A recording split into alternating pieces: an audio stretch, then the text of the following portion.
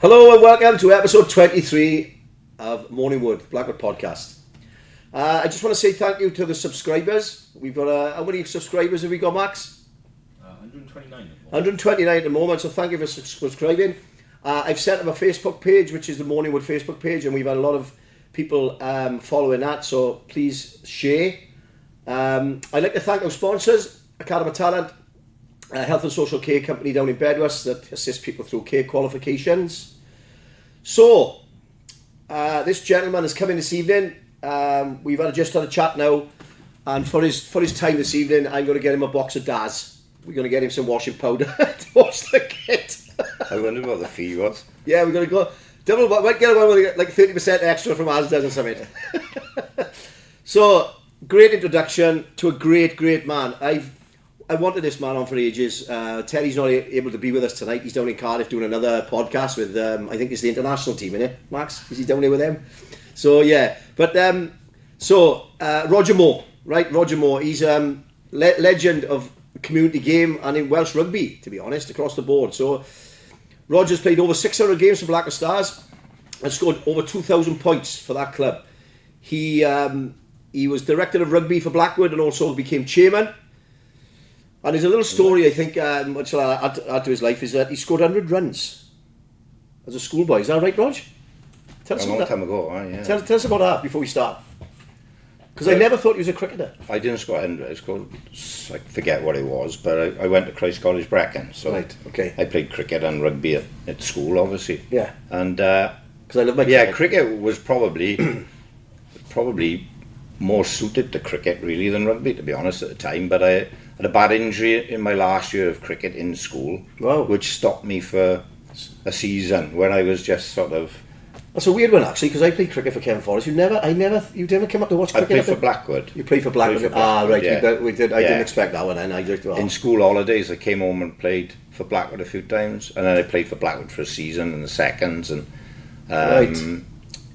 But it obviously with the rugby overlapping with Yeah. cricket, as you Yeah. are well So I aware, love my cricket.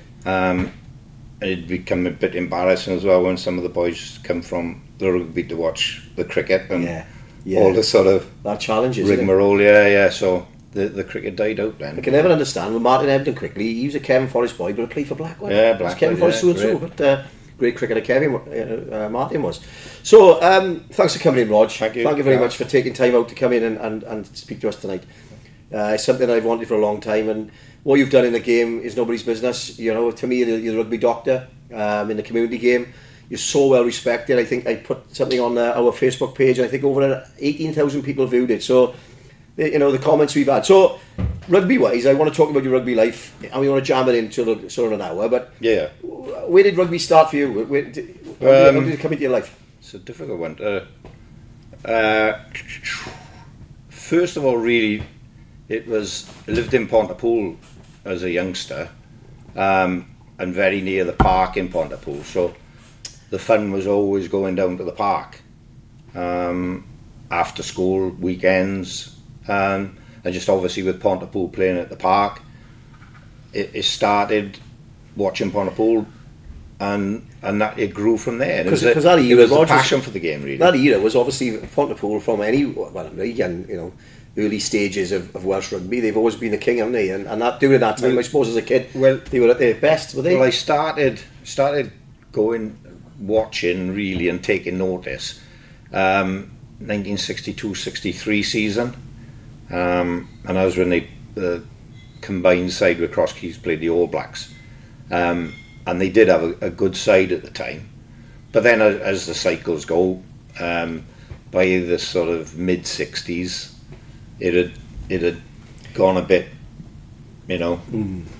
I don't know what the problem issues or whatever, but players left. Clive Rowlands, who was captain of Pontypool, left. He went to Swansea because I think he was in college, something to do with that, and he went to Swansea. A couple of wingers who had international caps, Bill Morris and Fenton Coles. They moved on to Newport. Ray Cheney, the fullback, he moved to Newport. So there was a lot of players that left Pontypool at that time. And then obviously there was a bit of a dip until the sort of late 60s, I think about 69.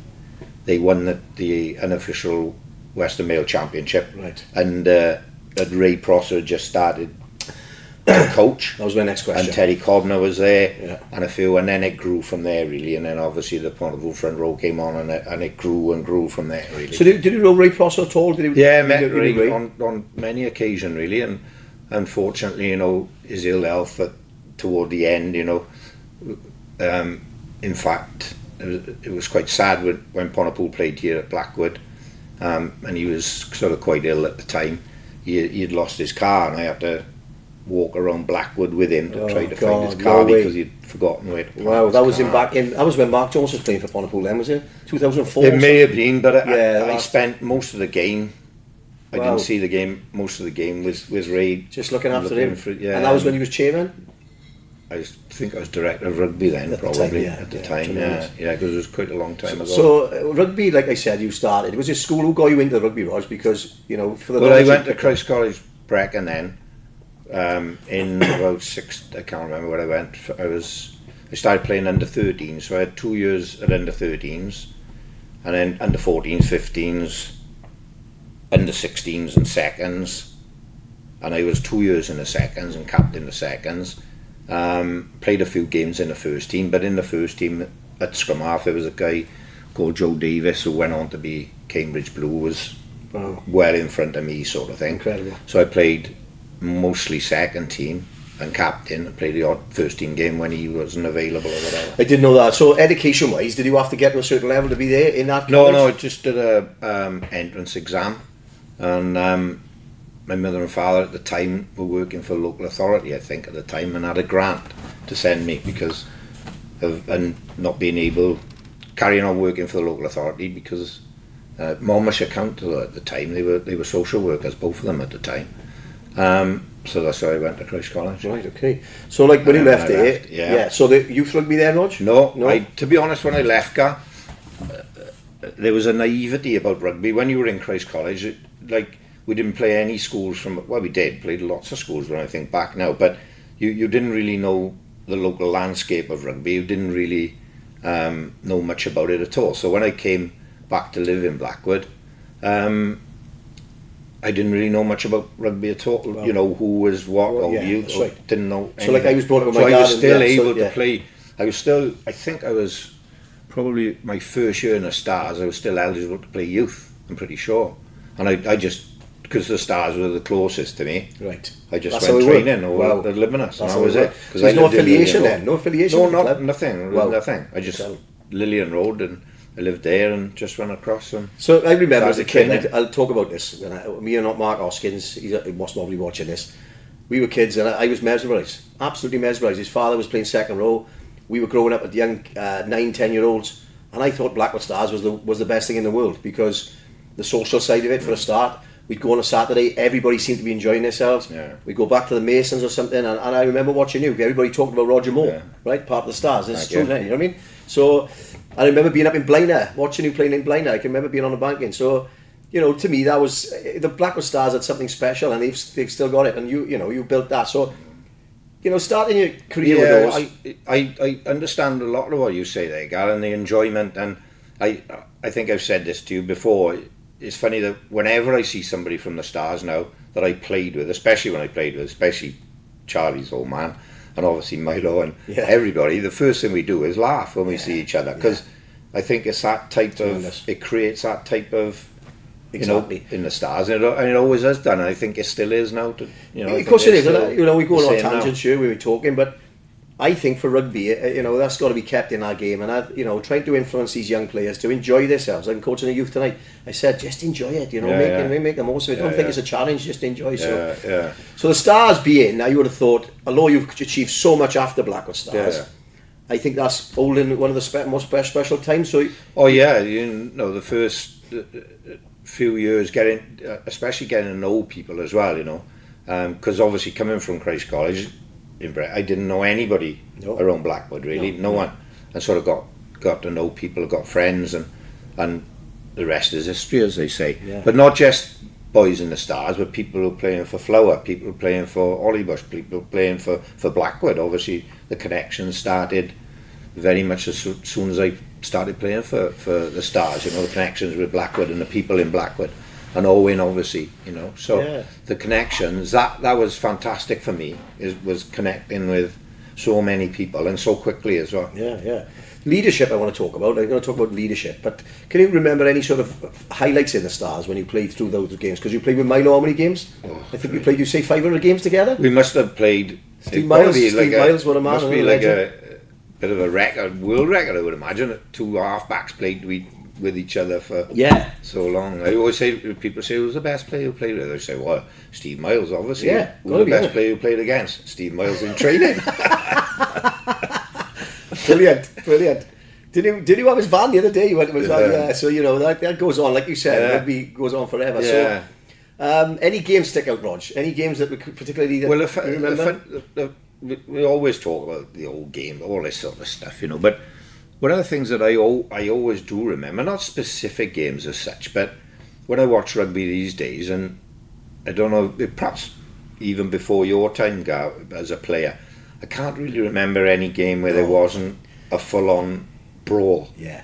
And games abandoned and things like that, And always. it went on almost every game. Yeah. And that's changed a lot in the game. So specific games that stand out, I mean, bad weather conditions, things like that, and they'll always stand out a bit, but not specific. It's more the people. It's more the people that... I said to Mark Oskey, we talk about Oskey a lot tonight. He played prop. I'm growing up as kids. I said, do you remember him, Oskey? Prop? Don't know who he is, he said. So he never remember the guy he's played up against. The prop he's facing to him, scrummaging, but he can never recognise people. So that's just like focusing on your job and going on and focusing on your job. Yeah. So Stars, like it's 600 games. That's incredible, Ross. I think that's probably an exaggeration, but right. Well, that's Di Badger's stats. Di Badger's your stats, but there's a lot of games, but But you're honorary member now of the club, yeah? Honorary member, I think, up there, is it? Well, I think, I'm a member. Honorary life member, or whatever they call it. I don't know, yeah. So I spent time in the club. It's a special time in your in your career, which boosted, I suppose, and springboarded your time from there. Then, So leadership wise, coaching wise, was you always like wanting to coach as a young kid, Rog? Not until later. No, I obviously I captained the Stars for like, I think 6 seasons. I think it was 6 seasons, but I was sort of vice captain before I was captain, and I captained a lot because the captain at the time carried a lot of injuries and didn't play. So I had a lot of experience in the captaincy side, and I suppose as you get older, you think about the game a bit more. And I did want to go into coaching then. So, but.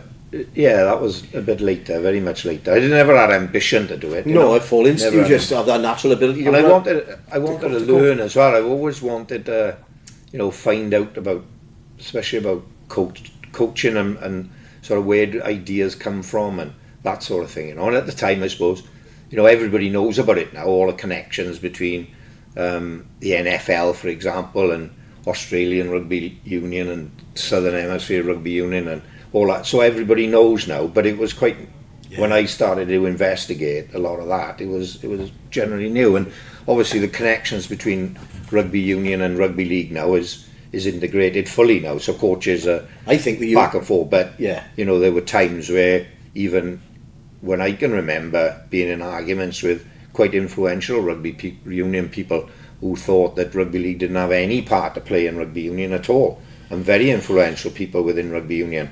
And arguing about that, but I always felt that rugby league had so much to offer. I think it's phenomenal. It's a phenomenal game. I love watching it. I mean, it is. It is now, isn't it? It's fully sort of everybody accepts it, and it's. Well, I think the game's evolved as we talk about it now. The union game is evolving in a rugby league sense. I think that the movements, especially behind the scrum, are rugby league related, isn't it? There's a lot of the out the back plays and things like that. A rugby league, come from rugby league, obviously. But that's gone on for quite a while now with the integration of ideas and that sort of thing. So So coaching, like with Stars, you coached. Did you coach long? Yeah, as player coach, I did quite a few years as player coach. Towards the end of career until I left the Stars. Then really. I was going to ask you who's the best player, but obviously Milo, innit? Oh, Milo. Nobody different. Without a doubt. So, changing allegiance. I've come from a great club of Penalty, come into Blackwood. you're jumping from Blackwood Stars to Blackwood Town, Well, I suppose, when did that happen, Rog? Well, I was hated by the Stars for going to Blackwood. I was never accepted by Blackwood for coming from Blackwood Stars, so I ended up stuck in the middle bit. So no, obviously I when I left the Stars, I went to New Zealand for about 5 or 6 years. Let's talk about that. And then came back and so New Zealand. Yeah. Let's talk about that, Rog, because I think Yeah. I did mention when I posted it out. You went to the hotbed and came home as well respected from our country. Yeah. Somewhere I'd never gone. I should have gone as a kid. Never gone. And did you learn so much from living out there, or was it just something that it's awfully difficult to compare or say or and what I did find, the game is very, very, very similar. Everybody wants the same thing, and every club I went to in New Zealand, they all wanted the same things as what clubs want in Wales. Exactly the same: resources, funding, sponsorship. Yeah. Everybody wants the same things to keep. But the culture, the culture is the culture that different? To Welsh, it's very similar in Wales, isn't it? Well, people say it is, but the funny thing was when I went, I actually missed the game a lot because rugby does tend to shut down, in New Zealand at the end of their club season. So we'll keep it at community level. We won't talk about Super Rugby or international. We'll talk about at community level. So the club I was at, Silverdale, once the season had finished, that was it. More or less shut down, more or less closed for the summer. It wouldn't a cricket club. Yeah, like shut. But they would run touch through the summer, obviously. But the rugby, so I missed the rugby, and when we're here, we're almost 52 weeks of the year we're down the club, or there's something going on now, isn't it? It's always something happening. So there's something, but I did find that in New Zealand the club tended to shut, and that was it. That was the end of that, and then start again the following season. So learning curve. You did your level coaching out there? You did coaching levels? What levels? I was lucky enough to. I had intentions, to be honest, Gareth, to try to get involved in rugby league when I went to New Zealand, and I did some rugby league courses here. I think I did level 3. I had British Rugby League level 3, and as soon as I got to New Zealand, I did the New Zealand Rugby League level 2, and I'd made contact with a guy called John Ackland, who was in charge of rugby league within Auckland area.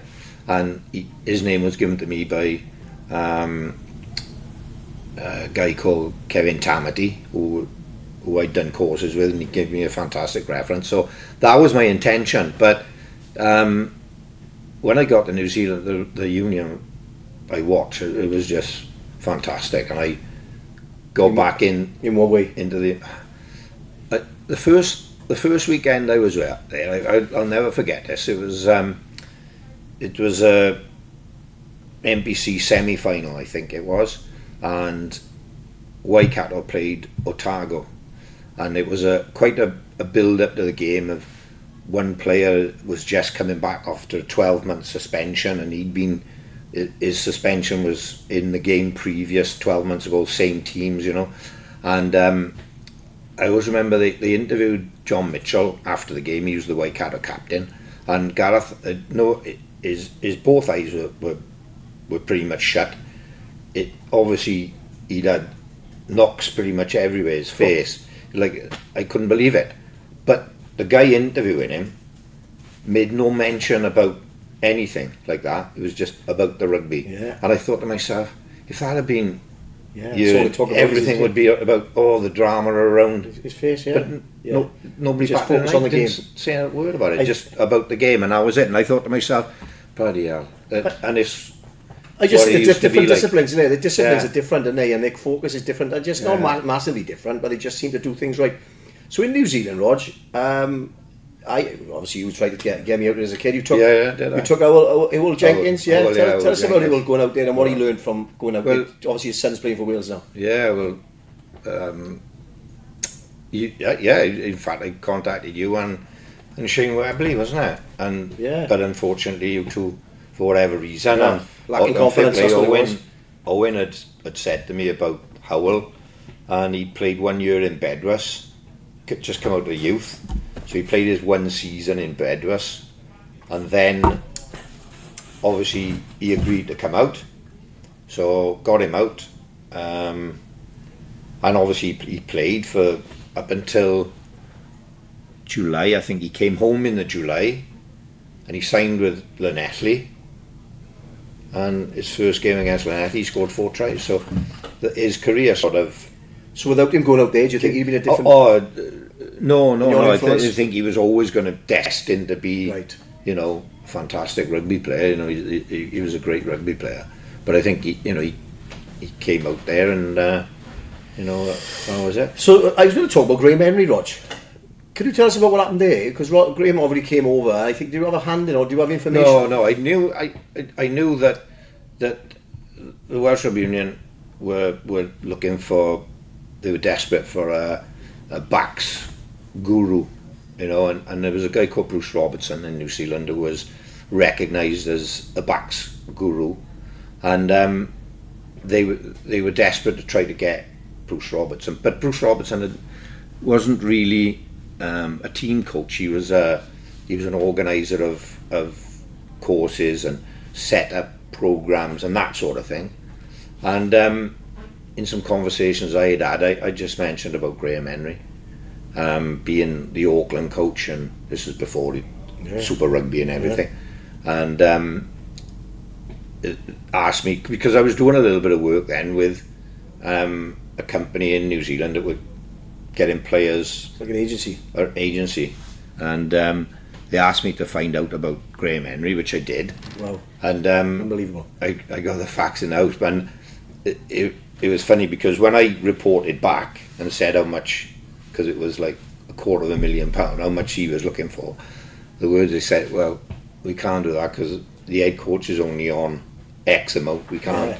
So there was a little bit of some sort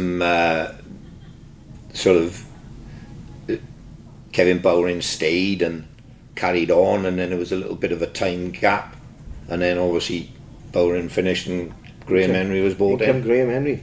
So what's your highlight, Roger, in New Zealand? Take before we go move forward. From going out there, what did you get out of it the most? From a rugby, difficult to say really, because obviously we'd emigrated as a family. How long ago? 5-6 years. But we'd emigrated as a family, so it was more, we'd gone as a family. That was what it was all about, and the rugby was just part of it, because I carried on doing rugby while I was out there. So I played close to 100 games out there. So coming home, various levels. I know that you worked for the council. I think you were charge hand for the council there with the grass cutting and stuff. So your aims coming home, what was your aims when you come back to Wales? Was it just to come integrate back into society, or was you thinking, right, this is where I'm going now? Just the family, really, just to get back to somewhere to live and, so, you know, work, and to really the family has got to come first, and then the rugby can fit in after. Yeah. So not the other way around. No. So when you came back, what did you firstly do? Was it Blackwood or the Stars? You came back to the Stars. What was the? I can't really remember, to be honest. I think I did a bit with the Stars. Yeah. And then. I did. Yeah, I did a bit with the Stars, and I coached him here in Blackwood for a year. And then I can't remember. Then I did a bit with the Stars again, and became director of rugby here. That's when it started, right? And then there was the amalgamation of the Seconds and the Stars. Right. And both that was your aim. Teams were struggling a bit, and then that amalgamation came. So director of rugby for a few years, I think. We'll go on to your chairmanship now. We'll talk about your chairmanship. I think there's a photograph out there. I think you was part of the opening of the new club, which is 20 years ago now, is it? I was director of rugby then, I think. Was you? Sorry, I think, but you was part of the management setup here. Yeah. So that must have been a big shift for the club, Rog. Because as a kid, I remember the old club was something special, and moving down here was something that they always wanted. I was thinking that's exciting as a kid growing up. And it's happened, and Owen Parfitt had a lot to do with it, but you obviously had to carry that on. Yeah, obviously, like, it was huge, like, as you know, at the old club, as they say, you know, it was a bit of a drinking environment. And then you came here to, you know, a fantastic club with the opportunity to, incredible, for events and whatever else you wanted to do. But so it was a dramatic change for the club, really, in general. I think you put aside the floods, which is a challenge at the moment with the way the weather is now, isn't it? But I think it's a phenomenal change for the club, and I think it's the best, for facility wise. it's the best club around. Oh yeah, in Welsh rugby, I think you look at anywhere else. When you look at the car parking, that's what community space and the club itself and how it's set up, and yeah, it's absolute, and the changing rooms and everything right on the ground. Yeah, it's there's it's unmatched really. So you took over from Owens? No, Keith took over from Owen. Oh, that's right, Keith Stock. I haven't seen Keith for a long time. Keith took over from Owen, and then I took over from. I was director of rugby at the time, and then I took over from Keith. So that was a challenge in itself, you know.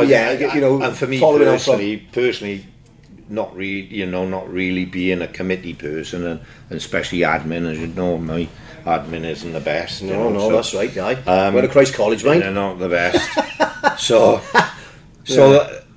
although I enjoyed it, and obviously it's an experience that I got the T-shirt now. Yeah.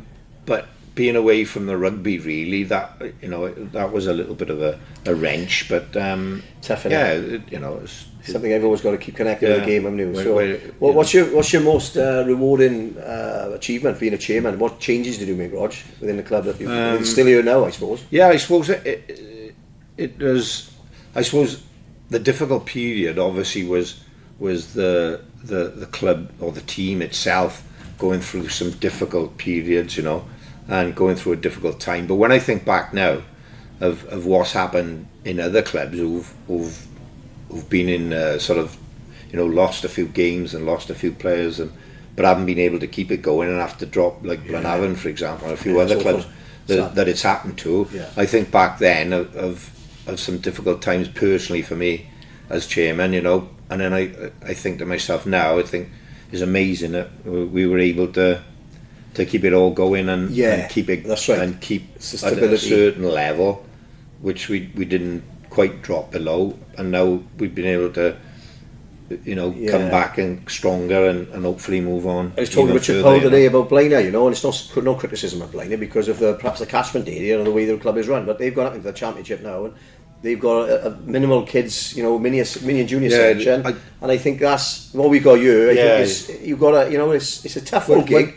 One of the things, when I did come back from New Zealand first of all, and I came to Blackwood coaching, and I recognised almost immediately that with it, but it couldn't be done at the time because of where Blackwood were. Blackwood were in the division just below the top division, so playing Cross Keys and Aberafan and Maesteg, all these sort of clubs at the time. So it couldn't be done overnight. But what I did recognise was the catchment area of Blackwood, how it had grown in 5 or 6 years since I'd been away in New Zealand when I came back, and the community itself and the families that were involved in Blackwood, the players, the brothers that were playing, or cousins, and that everything could be done within Blackwood, and you can sustain rugby at a good level from within the club without having to go outside, and now the club's in an even better position with the second team and the youth team and all the young teams coming through. As long as you can get the resources into them, the coaching into them, the development into them, to become senior players here in Blackwood. Just a quick one. We needed players for under 9s. So if you've got any kids out there that are under 9s who are looking for a rugby club, come and get in touch. So we run a couple of short on players. But on that, Rog, I just wanted to go back a little bit, or sideways a little bit, was with Roger Bidgood. Yeah. Now Roger, mate of mine now, it was with his son, had played in a previous club I was with. So your involvement with Roger, was that like a friendship? When he played for his Welsh cap times? Yeah, we trained a fair bit together, and Roger obviously being in Blackwood. Because he coached a bit here, didn't he? Yeah, he did. He coached for a couple of seasons. But the great thing was that I was, as I said to you, I was right into my rugby league late 80s, Oh, we talked about that, didn't we? And I'd have tapes sent from Australia every week, and when Roger was playing for Pontypool, he would come to the house every Saturday morning before he'd go off to play for Pontypool to watch, and that's what would fire him up, and get his education, he was his leadership, he was his mentor there. Get him into the, because at that time, people didn't really used to watch much rugby league then, but the rugby league in Australia at the time was unbelievable, in the late 80s, early 90s. Because he went through a bit of time. I did a podcast with him, and you've told me several times, but his journey to his Welsh cap was a tough one, you know, and he had to keep going, didn't he, for 5 years after, I think the snow stopped him, and then... Well, everything seemed to stop him because everybody seemed to put the obstacles in his way all the time, you know, and I can't remember exactly, but I think it was something like, when he got picked actually to play for Wales, I think it was something like 14 centres were picked until he actually got his first cap then. 14 in between, and it's something like 4 or 5 years later. I think he was telling me the one, they pulled him in against England down in Cardiff to train. And he drove to Cardiff on a Thursday, and as he got there, I think who's coaching Wales come and knocked the window. He said, "You're all right, you don't need it, right? You had to drive back home." So that in those days, that was so like, and I think on that point, you know, Welsh caps are like so like precious, weren't they, to have? Whereas today they tend to like chuck them out a little bit. So that must have been hard for him to deal with. But you're involved with Roger, your coaching, your leadership, your chairmanship, your director of rugby. So rugby league, Roger, what was your aims with rugby league? Did you always want to get something like that? I just like watching the game? Well, I think the first thing it was I used to love watching Di Bishop, and then when Di Bishop went to rugby league, I used to go up and watch a fair bit, and I started to watch a fair bit, and then started to watch Widnes, and then a lot of the boys then, Rog used to come up, and boy from Blanavon, Eugene Manine, me and him used to go up quite regular, and boys run Wayne Norwood used to come up with us. Yeah, Wayne used to do a train up? Huh? Do you have a train up? No, minibus or cars, couple of cars or a minibus. Brilliant. Norwood, you should have a trip, Norwood. God bless his soul, great man, Wayne Norwood. We got to know this guy up in Widnes. I'm not sure he was the mayor.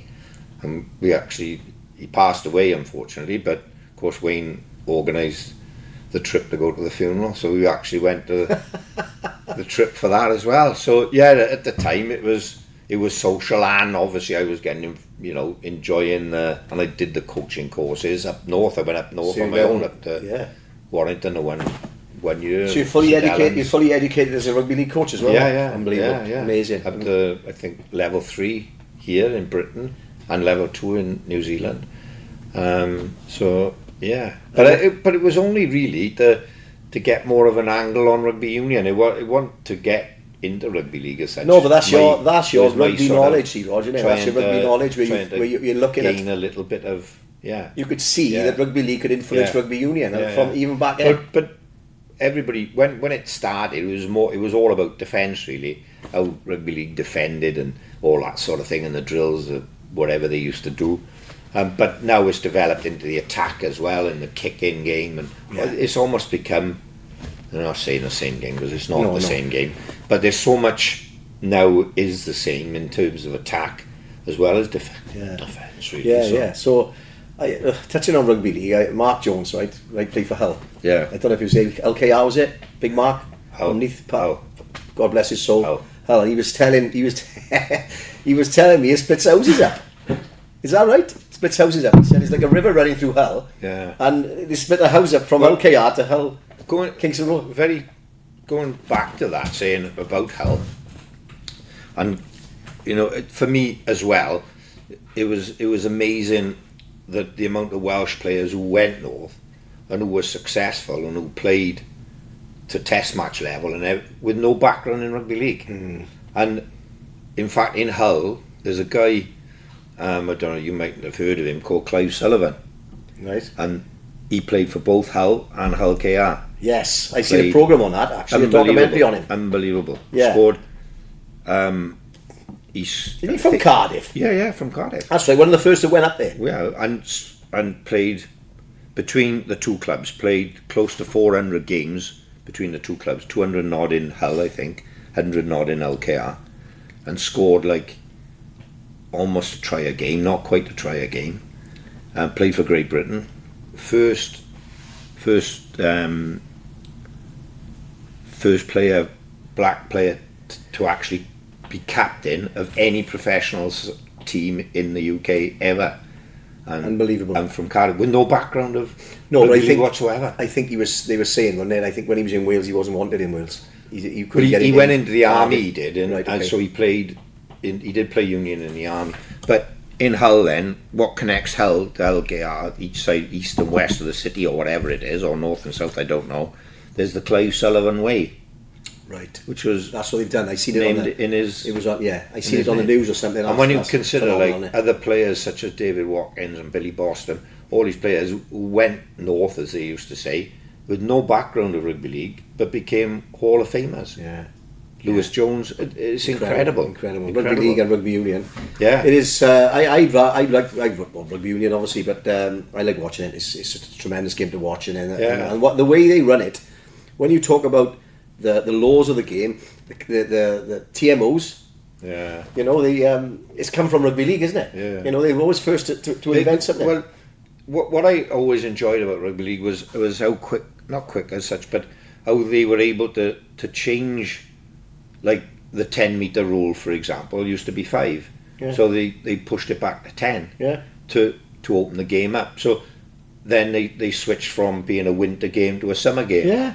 So they've always been one step ahead in changing, and they're not afraid to change. And I think sometimes that's where union is a little bit behind in that fear of change. Yeah. And I think sometimes they need to really look at it and think, well, we have got to change, and you know.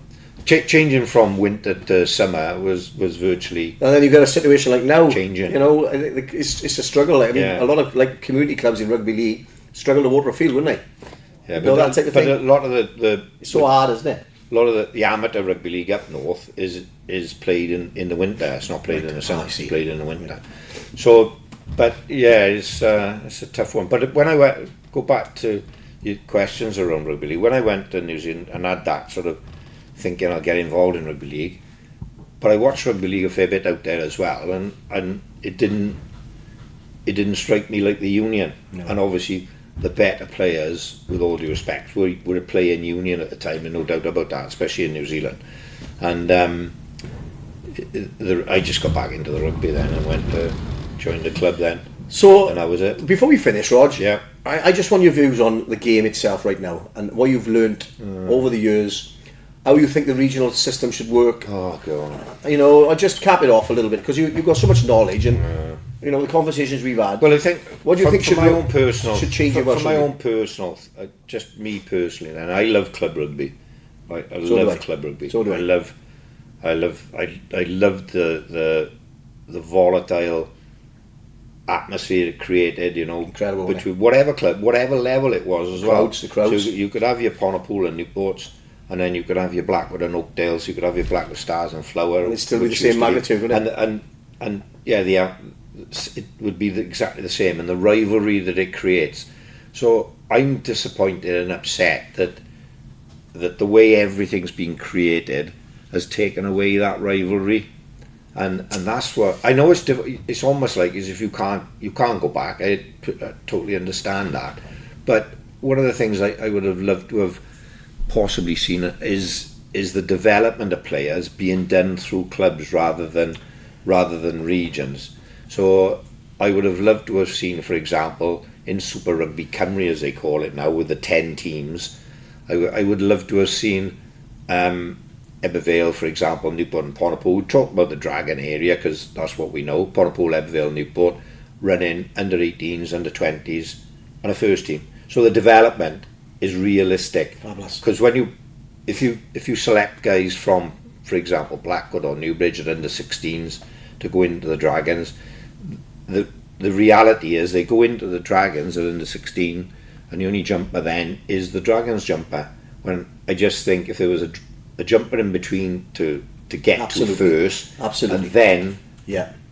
and then to be a professional Is that player. A New Zealand model, Rog? Well, no, I just think it's something that would perhaps get back that bit of rivalry. So if you've got young players getting selected to go into an under-18 programme at Ebbw, and they know the guy in Newport who's in the under-18s, then that builds up that rivalry that they'll carry through for the rest of their lives. Do you think they can get back to that? Is it an option? Oh, I don't know. I don't know what their plans are. That sounds great, doesn't it? It sounds like really more... Well, I love this, because one of the things in New Zealand I did was curtain raisers. So for me, if that could happen, you know, you imagine like Pontypool playing Newport, and then the under-18s curtain raise the first team, and then perhaps the under-20s play on the Sunday, or play back at the other ground or whatever. So much could be done, you know. And then the same development programs in place as they've got now in terms of developing the players, and the 2-year under 18 program, 2-year under 20 program, and then if that players can go into the first team, fair enough, or at any point in time one of the regional sides can take them into a professional contract. There's 2 examples now. Steve Barber's boy Evans up Ealing Trade Finders, isn't he? Yeah. Right? And you've a young man behind the bar tonight, Stonelake. You know, he's up with Gloucester and he's in Hartley College. Yeah. So you know they have lost to us really. And I just said to him, "No, can you play for our youth?" He's registered with Penalty. I'm thinking, how does that work? The boy needs rugby, and he comes home. What happens to him? You know, does he go filtering into or stay up there if he works it out for England? That's great. But if he has to come back to Wales, where does he filter in? Where does he go into a Dragons region? Yeah, I does it depend on the performance? Yeah, this is what's missing, isn't it? Yeah. But if he comes back to his club, it's the under 19s, the under 20s. He's in the Blackwood. They got that system going on, or Ebervale. So yeah, it's something I suppose we've talked about several times, Roger. Yeah, but for me, the development would be through those Super Rugby clubs. Yeah. So at after under 16, they would get selected to go into a 2-year like program. So they would come out of the Blackwoods, the Newbridges, and wherever else to go into that development program. And for me, what I've noticed all the time is the youth teams, for example, you never want to play against another good youth side if you haven't got your top players. But I think if you let those top players move on and then you try to replace those players, it encourages a club then to keep bringing players in and I think that's got to be it's a great sort of system to work to, and I hope they do something like that because these young players have identity. They have identity for a club instead of the Dragons. Well, exactly, and that's my thing. Is a young player. Doesn't matter who it is. Doesn't matter whether you're playing in the seconds, whether you're the first. We all play rugby really because we want to belong to something, and we want to be part of something. So an 18-year-old, he wants to be part of something. He doesn't really want to go and play for this team, then that team, and not really not just developing his rugby, but his ethics about the game as well, about being committed, about being loyal, about help with his teammates, that sort of thing, you know. And I think if you get them into teams that they can identify with, it's far better than what you've got at the moment. I think personally, anyway. And gives back more autonomy and more sort of that the clubs can feel part of development again within Welsh rugby rather than just being, really the club game has been so downtrodden over the last, I don't know how many years. Massive issue for me and yourself, isn't it? Because we've grown rugby then. But before we finish, Rog, go on. Give me your best moment in rugby or best moments in rugby. They're tough questions. They are. I just think it's a complete journey for me, and I don't think it's ended, so I can't really. No, we're going to work together one day, me and you. It's always like, and I haven't got much interest now. The only interest I got now in rugby is how clean the shirts are and who's washing the shirts. And who's, I laugh at that, right, Rog? You do a tremendous job. This guy washes kits across South Wales. How many clubs, Rog? 100 clubs? I don't know about but I probably do about 100 kits when everybody's playing, but when games travels up and down the valleys, when games tremendous. Call off and things like that. So. It's like you just said, the old journey for me is the same.